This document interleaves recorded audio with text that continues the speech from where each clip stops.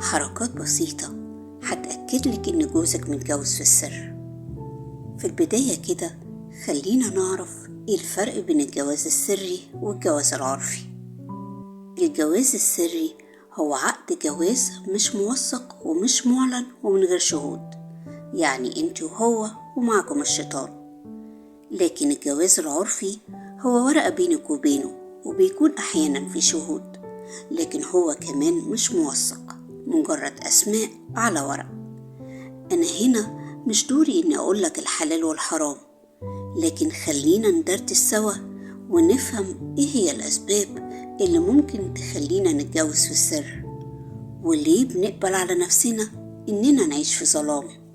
الراجل بيلجأ للجواز السري إذا كان متجوز وعنده بيت وأولاد، عنده بقى مشاكل اجتماعية أو عائلية أو مادية أو نفسية، أو راجل نسوانجي بيحب التغيير، أو ممكن يكون قلبه دق وفي نفس الوقت عايز يحافظ على بيته وأولاده.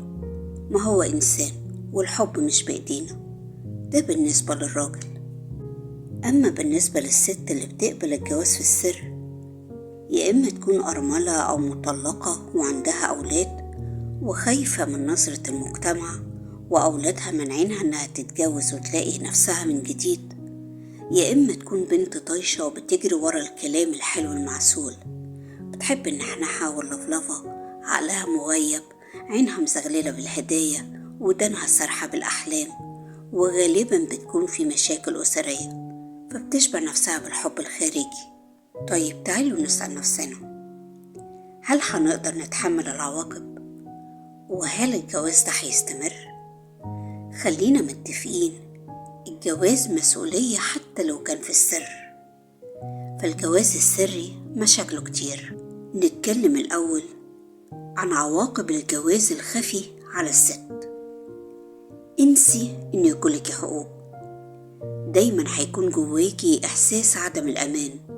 مع أقل مشكلة هتكوني مهانة وضعيفة، مفيش حد هيسند ظهرك ولا قانون هيقدر يحميكي. هيتم استغلالك جنسيا وماديا، فانت بالنسبة له المتعة المخفية. وهنا انت تنزلتي عن حياة زوجية طبيعية وقبلتي انك تكوني مخفية، وفي النهاية الجواز مش هيستمر. تقدري تقوليلي استفدتي ايه؟ طيب ايه هي عواقب الجواز السري بالنسبة للراجل؟ والنقطة دي مهمة جدا علشان هتعرفك ان جوزك متجوز عليكي او مصاحب. بصي بقى يا ست الكل، التغيير هيحصل بالتدريج. لو قاعد معاكي هتلاقي سرحان وهيمان وفكره شارد، بيبقى جواه ضغط نفسي مستمر.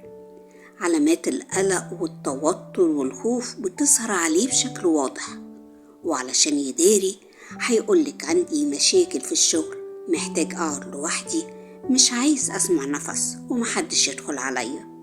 هتلاقيه بيسهر كتير وبينام كتير، هيكون رامي مسؤولياته عليكي، فهو يا حرام عقله مش فاضي ومش قادر يوفق بين حياته السرية وحياته العلنية.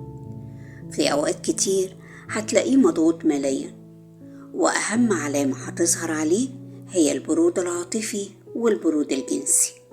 خلاصة الكلام، الجواز إشهار وغير كده يبقى لعب عيال.